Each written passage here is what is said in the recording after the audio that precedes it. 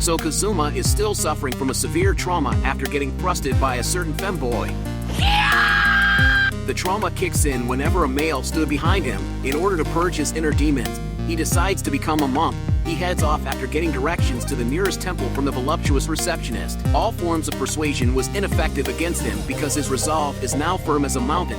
Megumin heard the keyword and proceeds to obliterate his symbol of resolution. Unfortunately, despite Megumin's arduous effort, Kazuma remained unswayed. Just as they were about to reach their destination, they came across a harmless-looking girl injured on the road. The girl's protective instinct kicked in, but Kazuma stopped them from approaching because his enemy detection skill is spiking like mad. He is literally reading to them how dangerous this monster called Tranquility Girl is. But none of them listened. They were all overwhelmed by their urge to love and care for it. Kazuma wanted to end this farce for good, but the girls didn't allow it. They were ready to take on Kazuma. After some guilt trip from the monster, some bullshido from Aqua, and lastly the Goo Goo Eyes, Kazuma began doubting himself. After a difficult dilemma, he truly believed she was an innocent monster, even decided to bring her food every day after he joined the monastery. However, when he returned, accidentally came across her real face. She was dissatisfied with letting her praise go, especially when her current food source has been depleted. While she tried to photosynthesize her discontentment away, she found Kazuma standing behind her. She tried to play it off, but Kazuma was already on a mental breakdown. He gave up on being a monk. Later, he accidentally found that the mallet he got from the corpse produces gold. After confirming the fact, they all returned home with a blissful smile. The bliss from the financial security cured him of his trauma. They came across Chris and invited her over for a celebration of Kazuma's revival. She respectfully declined and said her goodbye. He got robbed. Hagen dropped by that night and handed Darkness a letter from the royal family. After reading its content, Darkness looked distressed and refused to share its content. Kazuma took the letter by force and learned that the princess has heard of his heroic feats and wished to hear his tale over dinner. Darkness was trying to stop them, while knowing they will be beheaded due to their lack of manners. But the ignorant trio viewed this as a dawning of their era. So Darkness is still trying to persuade Kazuma to decline meeting the princess, but he is already in his own fantasy world where the princess calls him Oni-chan. He gave Darkness some verbal abuse for hindering his fantasy, forgetting that abuse would turn her on. Before meeting the princess, they head over to his place. The lighter they invented has successfully been mass-produced and is ready for sale. Aqua laughed at their enthusiasm over a lighter but wanted to claim her share. When she asked why she got the unfair treatment, Darkness hooked him up with a wholesaler. Megumin helped with the invention, while Aqua laid there like a deadbeat. She was told to go out and pull in some customers if she really wanted a share. The hurt Aqua then accidentally exposed Kazuma of sniffing their unwashed laundry before he could stop her. That being said, Aqua does exceptionally well when it comes to party tricks. In a short time, she already had a huge crowd outside the store, but she got so immersed in her performance that she forgot her initial motive. Von Air got a constipated expression just by seeing his potential customers showering their wealth on Aqua. Wiz quickly made use of the opportunity and directed the crowd into her store. There was a huge line of customers queuing. Their new products were a hit. Von Air assures Kazuma of his upcoming cut, but for the time being, he was given a special edition mask. Moving on, they began prepping for the dinner with the princess. Darkness easily switched back to her nobility self. Aqua had a minor issue with her attire, while Megumin had it rough. Funnily enough, that was a dress from when Darkness was still a child. Eventually, they managed to settle their outfit issues and was looking the part. But Darkness once again reminded them of the consequences if they offended the princess. At the dinner, Aqua nailed the introduction, but it starts heading south when Aqua tried to perform her party tricks, and Megumin joined in with her weeb-style intro. Kazuma actually had everything under control until he was called a lowborn that required lowering his head and was forbidden to make eye contact with the princess. He clapped back at the princess, and now Darkness has anxiety. Aqua managed to save the segment with her sand portrait of the princess. She liked it a lot and forgave their imbecile actions. During dinner, everyone was stuffing their face except for the exhausted Darkness. Princess requested Kazuma to begin his tale. He was so carried away. He was completely engulfed in vanity and egoism. The girls didn't want to expose him, but when Claire asked for his adventurer card, they find it hard to believe a certain handsome-looking hero with his cursed sword lost to Kazuma. He clapped back again only to have a sword to his face this time. Darkness asked for forgiveness on his behalf.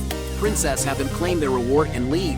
Megumin couldn't swallow this. Darkness, after seeing this, also had Princess retract her statement and offer Kazuma an apology.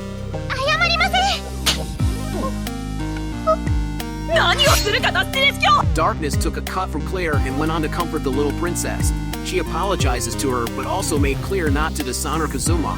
He tried to redeem himself by challenging Claire. He used the usual steal, and the next thing we know, everyone was dumbfounded. He has successfully proven that he's a pervert. However, that convinced him that he did beat the hero, just not in an honorable way. Princess apologized to him and wanted to hear more of his stories. 喜んで。 Just as Rain was about to teleport them back to the castle, Princess quickly caught hold of Kazuma and brought him along. He did promise to tell her more stories after all, just didn't expect it to be this soon. So everyone reluctantly welcomed Kazuma since that's what the princess wanted. Apparently Princess was envious of Darkness for having so much fun with Kazuma around and wanted a few days with him as well. ちょっと可愛いじゃないか。 Anyway, he agreed to it and immediately started feeding her lewd stories. The sheltered adolescent princess was very hooked by it. Claire lashed out at him, lectured him, and forbade him from telling the princess such stories. However, the curious princess was beyond stoppable. A few days later, Kazuma was ready to go home, but after hearing her go, お兄ちゃんみたい。 he has decided to stay there permanently, and thus he began his new life as a noble. He's got a butler serving him coffee in the morning, a maid fixing his bed for him, and a lolly calling him. お兄ちゃん。いいじゃないか。 Life was looking good for him until he exposed himself to the princess. She ran away in disappointment, お兄ちゃんと呼んでくれなくなった。 so he got demoted from Oni-chan to just a playmate. But that was a mistake in itself. Kazuma was such a sore loser that he forced the princess to play with him until he finally won a game. The next morning, Kazuma was planning on harassing the maid. But what he didn't expect was the girls coming to visit him. The girls didn't hold back either. They destroyed him socially, but still wanted him to come back though. While Darkness was convincing Princess to let Kazuma leave, he was there praying for her to say no.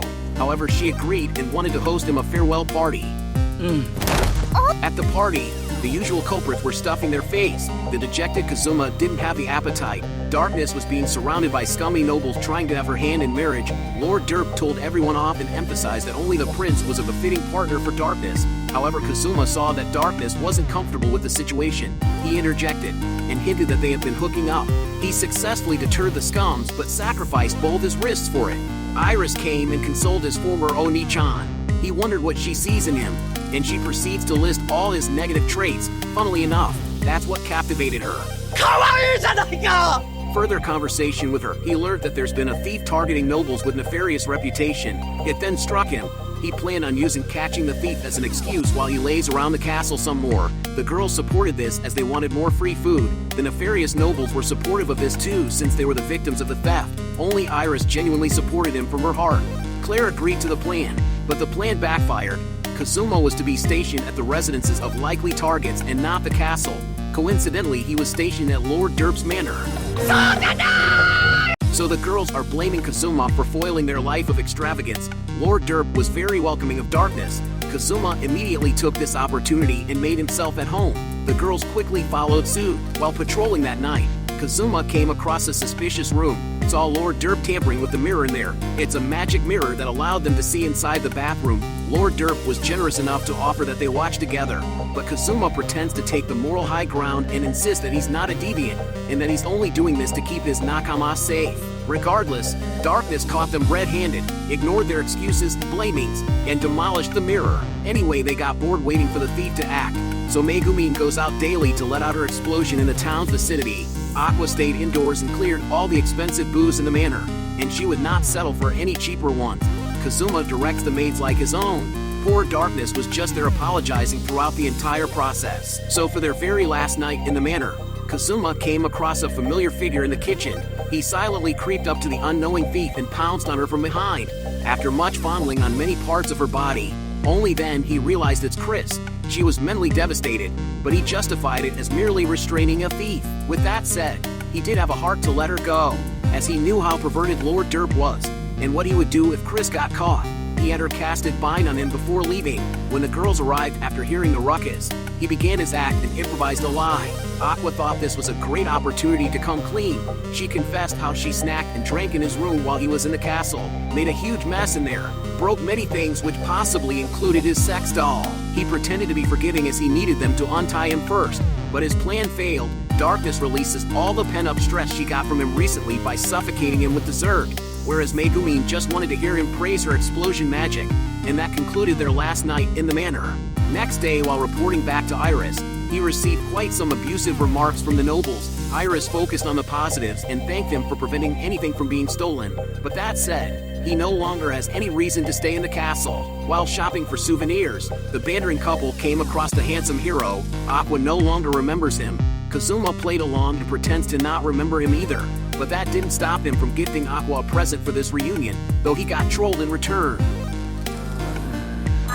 Later that night, Chris came to visit, only to get herself pounced on again. After Kazuma had his feel, they then proceed to their serious talk. Basically, she is under someone's order to retrieve all the divine treasures that Isekai people possessed, which include the mallet she nabbed from him previously. Anyway, she sensed the presence of one in the castle, and is trying to get him to assist her in the retrieval. He rejected her and threatened to sexually harass her if she refused to leave. Before he could sleep, the siren began to sound. Darkness tried to get him to sortie but was rejected. She then turned to Aqua and Megumin. Aqua was the same as Kazuma. Megumin was raring to release her explosion magic. Suddenly, Kazuma has an idea to prove his worth to the city, and maybe he might get to stay in the castle. He rescued Darkness from this predicament, and sincerely rallied the girls, dragged Aqua to the battlefield.